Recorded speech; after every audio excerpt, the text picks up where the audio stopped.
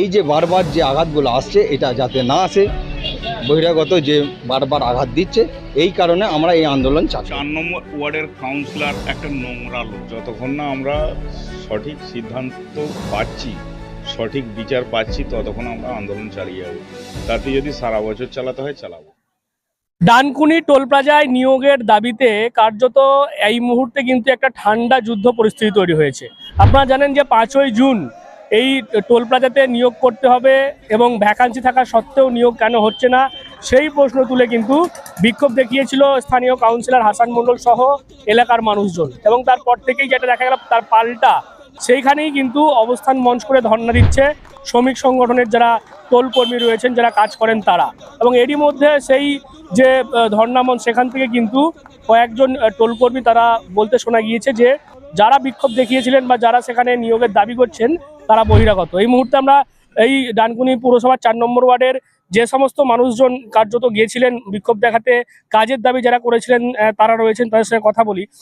আপনারা গিয়েছিলেন কাজের দাবিতে, সেখানে বিক্ষোভ দেখিয়েছিলেন এবং দেখা যাচ্ছে আপনাদেরকে বলা হচ্ছে যে আপনারা বহিরাগত। কি বলবেন এই বিষয়ে? দেখুন, বহিরাগত কাকে বলে ওরা জানে। সারা ভারতবর্ষের মধ্যে যারা আমরা থাকি এখানে, বহিরাগত আমরা কি হই? আমাদের ওয়ার্ড, আমরা কি করে বহিরাগত হলাম? বহিরাগত আমরা নই। বহিরাগত ওইভাবেই যদি বলা যায় যারা নিতাই, ও কোথা ঘরের লোক, ও তো তাহলে আগে বহিরাগত। ও আমাদের এইখানে এসে বলে যাবে আমরা বহিরাগত।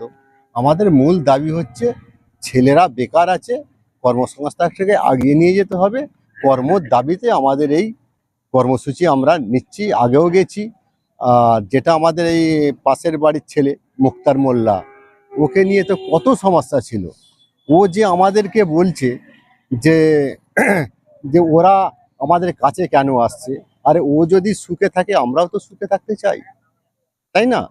ও আমাদেরকে বলবে যে কেন আমাদের কাছে আসছে। আমরা নিয়োগের ক্ষেত্রে যাচ্ছি, ওরাই তো, আমার তো মনে হয় ওরাই বাধা দিচ্ছে, যাতে না কর্মী নিয়োগ হয় ওরাই বাধা দিচ্ছে। এটাই হচ্ছে আমার মূল কথা। আমার নাম আউয়াল হোসেন আকন, আগডাঙ্গা। তোমরাও তো গেছিলে, মানে কি বলবে যে বহিরাগত যেভাবে বলা হচ্ছে?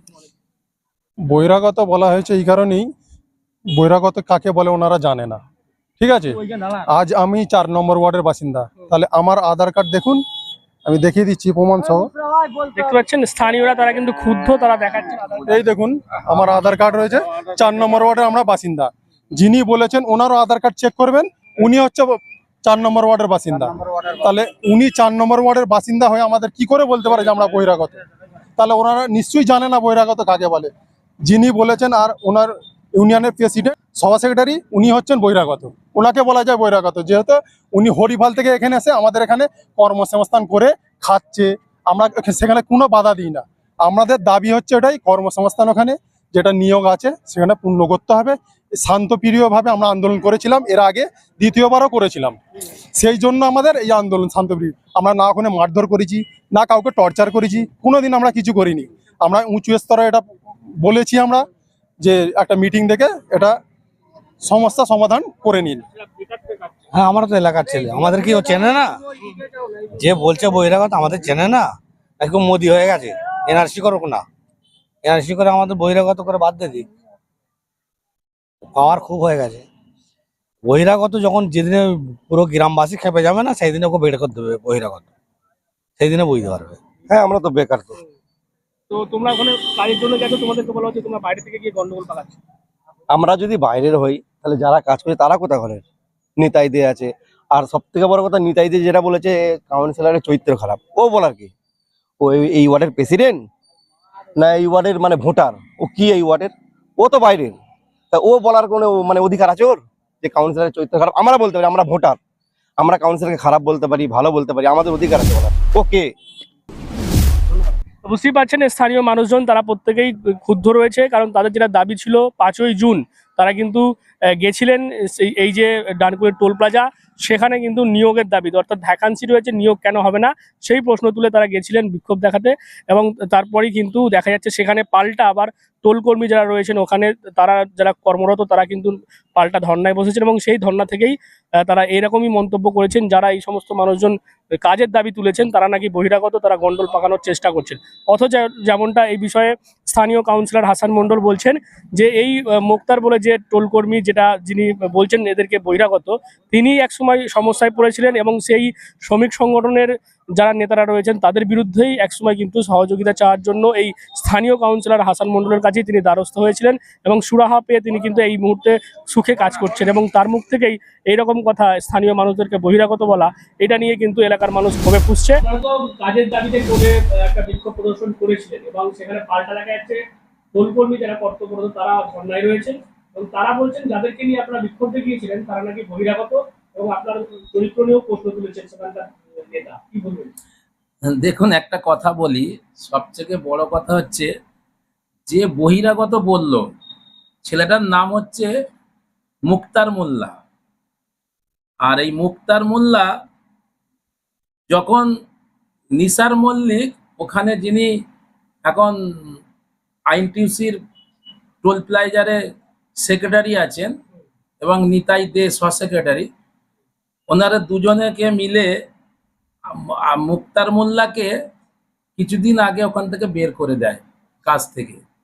উনি ওনার কথাবার্তা ঠিকঠাক শোনেন না বলে উনি আমার কাছে দ্বারস্থ হন এবং আমাকে একটা অ্যাপ্লিকেশন করে। এই তার চিঠি দেখুন, এই অ্যাপ্লিকেশনে লেখা আছে, দেখুন প্রথমে লিখেছে কপি 2 করে আমাদের মাননীয় যিনি লেবার মিনিস্টার ছিলেন বেচারাম মান্না, ওনাকে কপি করেছেন। 2 নম্বরে দেখুন আমাদের মনোজ চক্রবর্তী, যিনি আমাদের জেলা সম্পাদক আইনটিউসির, ওনাকে চিঠি করেছেন। তারপরেও ডানকুনি মিউনিসিপালিটির চেয়ারম্যান হাসিনা সাপনাম, ওনাকেও চিঠি করেছেন। এবং আমি হাসান মণ্ডল 4 নম্বর ওয়ার্ডের কাউন্সিলর পৌরপিতা, আমাকেও দেখুন 4 নম্বরে লেখা আছে। উনি লিখেছেন, আমি লেখাটা পড়ে শোনাচ্ছি। উনি লিখেছেন, মহাশয়, আপনাদের নিকট আমাদের বিনীত নিবেদন যে আমরা ডানকুনি টোল প্লাজার কর্মচারী ও আইনটিটিউসির সদস্য।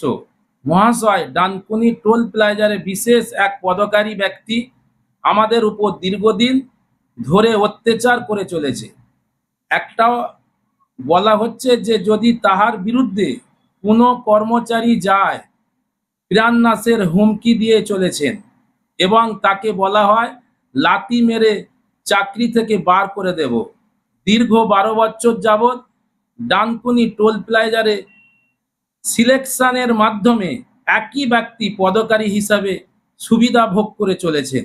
যেহেতু তৃণমূল কংগ্রেসের আইনটিটিউসির একটি শাখা, তাই এই বিশৃঙ্খলা শুধু আইনটিটিউসির নয়, তৃণমূল কংগ্রেসের ওপরে প্রভাব পড়ে চলেছে। এমতো অবস্থায় আমরা আপনাদের দ্বারস্থ হলাম। আশা করি আপনারা তদন্ত করিয়া সঠিক পথে পরিচালনা করার দিশা দেখাবেন। উনি আমাদেরকে এই বলে আমাদের কাছে অ্যাপ্লিকেশন করেছেন, আমাদের কাছে দ্বারস্থ হয়েছে। আমি যথারীতিভাবে নিজে কাউন্সিলর হিসাবে ওই মুক্তার মোল্লাকে আর শেখ আব্দুলকে আমি সমস্ত নেতাদের কাছে গিয়ে কথাবার্তা বলে আলোচনা করে করে কমসে কম 4 মাস যাবৎ তাদেরকে চাকরিতে জয়েন করতে দেননি, বসে রেখেছিল। আমি তাদেরকে নেতাদের সঙ্গে আলোচনা করে তাদেরকে আবার জয়েন করে দিয়েছি। আজকে ওই মুক্তার মোল্লা যদি মনে করে যে আমার এলাকার কর্মীরা 4 নম্বর ওয়ার্ডের মানুষ যদি বহিরাগত হয়, তাহলে উনি একদম স্বার্থপর বলা যায় এবং উনি বড় একটা ধাপ্পাবাজ ছেলে। কারণ সবচেয়ে বড় কথা হচ্ছে উনি তৃণমূলের কাউন্সিলরের চাকরি দিয়েছে, আর আজকের ডেটে ওখানে ভ্যাকেন্সি চলছে, সেখানে তৃণমূলের কাছেই তাদের কর্মীদের আবেদন থাকবে। যেহেতু আমরা তৃণমূল ক্ষমতায় আছি, তাই আমাদের কাছে কর্মীরা আবেদন করছে আমার কাছে বারবার যে ওখানে ভ্যাকেন্সি আছে, চাকরি দিতে হবে। সেখানে যদি আমার এলাকার মানুষ যদি সেখানে কোনো আন্দোলন, কোনো দাবি দাবা নিয়ে যায়, তিনি যদি বলেন যে আমি তিনি যদি বলেন যে ওরা বহিরাগত, তাহলে 500 ফুট 500 মিটার দূরে থাকতে হবে। তাহলে উনি যদি ভাবেন যে আমারটা মিটে গেছে, আর কারো দরকার নেই, আমি সুখে থাকলেই চলবে, আর কারো সুখে থাকার দরকার নেই, তাহলে তো উনি বড় সার্থকবাদ। দেখুন, দাবি আমি দিনের পর দিন নেতাদেরকে জানিয়ে যাচ্ছি। আমার যারা নেতা সহকর্মী যারা আছেন, জেলা, টাউন, আমার যতটুকুন ক্ষমতা আমি তাদেরকে জানাচ্ছি। এলাকার মানুষ সবাই জানে যে ওখানে একটা ভ্যাকেন্সি আছে এবং কাজের দাবি দাবা আমার প্রতি রাখছে, সেখানে আমাকে ওখানে দাবি করতেই হবে, যেহেতু ওখানে 30 জন ভ্যাকেন্সি চলছে এখন। সুতরাং আমি দিনের পর দিন দলকে জানিয়ে যাচ্ছি। দল এটা নিয়ে কোনো ভ্রুক্ষেপ করছে কি করছে না সেটা দল জানে। আর সবচেয়ে বড় কথা হচ্ছে, আমরা বারবার এলাকার মানুষ কর্মীরা বলে চলেছে যে ওখানে একটা বড় দুর্নীতি হচ্ছে। আজকে একটা ওখানে যারা দায়িত্বে আছেন, নিসার মল্লিক আর ওর নামটা কি, নিতাই দে, এই দুজনে আজকে সবাই একই কথা বলে চলেছে যে একটা 35-40 হাজার টাকা স্যালারি মাইনে পাওয়া লোক আজকে কোটি কোটি 100-200 কোটি টাকার সম্পত্তি করে বসে আছে, এবং তিনি ইটালিয়ান বাড়ি করে 4-5টা করে বাড়ি, ফ্ল্যাট, প্রমোটিং এসব করে চলেছেন। সেখানে এলাকার মানুষ একটা তৃণমূলের ওপরে একটা খারাপ ধারণা নিয়ে আসছে, যেটা হচ্ছে যে এলাকার মানুষ তো তৃণমূলের ওপরে একটা আশা ভরসা রাখে। তারা বলছে যে আমরা বারবার কাউন্সিলরকে বলার সত্ত্বেও এবং কাউন্সিলর নেতাদেরকে জানানো সত্ত্বেও কোনো রকমভাবে এটা কোনো নেতারা কোনো স্টেপ নিচ্ছে না। তবে আগামী দিনে কোনো সময় হয়তো দেখা গেল, হতে পারে এটা কোনো সময় ইডি এবং কোনো সময় যদি কোনো তদন্তকারী, কোনো ইনকাম ট্যাক্সের লোক কোনো তদন্ত হয়ে যায়, তখন হয়তো তৃণমূলের গায়ে একটা কাদা লাগবে। তো সুতরাং বুঝতে পারি না কেন তৃণমূলের নেতারা এটাকে নিয়ে করছে। এটা তদন্ত করা অবশ্যই দরকার। মানুষ যখন এত বারংবার বলছে, আমি তারপরও মানুষের কথা অনুযায়ী আমিও নেতাদেরকে বলে যাচ্ছি, কোনো কেউ ওটা নিয়ে দেখছে না। তবে আগামী দিনে জানি না কোথায় থেকে কি হয়ে দাঁড়াবে। আমার এলাকার মানুষের দাবি, আমি সর্বসময় মানুষের সাথে থাকব আর মানুষের সাথে আছি। আর আমার এই নিতাই দে, তিনি হরিপাল থেকে এসেছেন। হরিপাল থেকে এসে আজকে ডানকুনি টোল প্লাজারে চাকরি করছেন, নেতাগিরি করছেন, প্লাস দাদাগিরি করছেন। এটা তো আমার এলাকার মানুষ সবথেকে বড় ব্যাপার মেনে নিতে পারছেন না। এবং উনি অন্যজনের, আমি একজন জনপ্রতিনিধি, আমি এখানে 1998 সাল থেকে জিতে আছি একভাবে। আমার চরিত্র নিয়ে যদি উনি কথা বলেন, তাহলে আমার মনে হয় এটা খুব ভুল কথা বলছে। কারণ আমার যদি চরিত্রের কোনো গন্ডগোল থাকতো, কিছু খারাপ থাকতো, তাহলে 1998 সাল থেকে মানুষ আমাকে জনপ্রতিনিধি করে এইভাবে জিতিয়ে রাখতেন না। আর সবচেয়ে বড় কথা, উনি আমাদের প্রেসিডেন্ট সুবীর মুখার্জি, ওনাকে এলাকার মানুষকে এবং টোল প্লাজারের কর্মীদের জিজ্ঞাসা করুন, 3 মাস সাসপেন্ড করে দিয়েছিলেন নেতাই দেখে।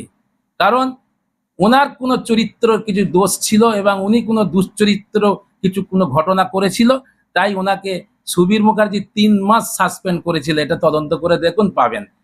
যারা এই ধরনের মানুষ হয়, তারা অন্যের দুশ্চিন্তা নিয়ে এবং দুশ্চরিত্র নিয়ে কথা বলে, নিজেরটাকে ঢাকার আগে। কিন্তু যারা এরকম ধরনেরই হয়, তারা এরকমই কথা বলে। আর সবচেয়ে বড় কথা হচ্ছে যে রমজান বলে ছেলেটা, এইসব ছেলেগুলোকে সব আমাদের তৃণমূল থেকে চাকরি দেওয়া হয়েছে, সব তৃণমূল। নিসার মল্লিক কাউকে চাকরি দেয়নি এখানে। হাতে গুনে 1টা কি 2টো ছেলেকে নিজের সহকর্মী হিসাবে দিয়েছে। বাকি সমস্ত নিতাই দে আর নিসার মল্লিক তাদের আত্মীয় স্বজন, শালির ছেলে, শালার ছেলে। এই যে তোহা ভাই বলেছেন কথাটা অ্যাজ পার রাইট, একদম সঠিক কথা, 2000% সঠিক। আপনারা টোল প্লাজারে যে তদন্ত করুন, সমস্ত তার নিজের শালি, শালার, ভাইরা ভাই, তার ভাগনা ভাই, এই সমস্ত সব ওখানে পড়ে আছে। তো এইগুলোকে আমরা বারবার নেতাদেরকে জানাচ্ছি, এগুলো সম্পূর্ণ নেতাদের ম্যাটার। আমরা এগুলো আর আমার যতটুকুন ক্ষমতা ততটুকুন আমি করব, এলাকার মানুষের জন্য আমি জান প্রাণ দেব, লড়াই করব, আমার যতটুকুন শক্তি তাদের জন্য লড়াই করব, যাতে তারা যাতে ওখানে টোল প্লাজারে কিছু কাজকর্ম পায়, এবং বেকার ছেলে প্রচুর হয়ে গেছে। আমরা এই দলের কাছে আশা রেখেছি, এবং আমার মনে হয় যে সবথেকে বড় দলের একটা বড় বদনাম হচ্ছে এই কমিটিটাকে, অন্তত যারা ওখানে যারা মানে পদকারী আছেন, এই পদকারী সেক্রেটারি খুব দ্রুত গতিতে চেঞ্জ করে দেওয়া। কেন দলের একটা বিশাল বদলাম জায়গায় যাচ্ছে, আগামী দিনে দল আগে তারপরে ইউনিয়ন। আমি এটা মনে করি, দলের কাছে আমি বারবার জানিয়েছি, এটা দল নিশ্চয়ই তার বিবেচনা বিচার করবে। এবং তারা দাবি করছে যে যে দাবি নিয়ে তারা সরব হয়েছিল সেটা যাতে উচ্চ নেতৃত্ব তারা দেখে এই টোলে নিয়োগ করে, সেই দাবি কিন্তু এখনো তারা জানিয়ে যাচ্ছে। এবং গোটা বিষয়কে কেন্দ্র করে কার্যত ডানকুনি টোল প্লাজায় কিন্তু এখন ঠান্ডা যুদ্ধ পরিস্থিতি তৈরি হয়েছে। আপনারা কি বলবেন এই বিষয় নিয়ে? অবশ্যই কমেন্ট করুন। কমেন্ট বক্সে এরকম আরো খবর নজর রাখবেন। ডিএনএন বাংলায়। ডিএনএন বাংলা সবার মনে, সবার ফোনে।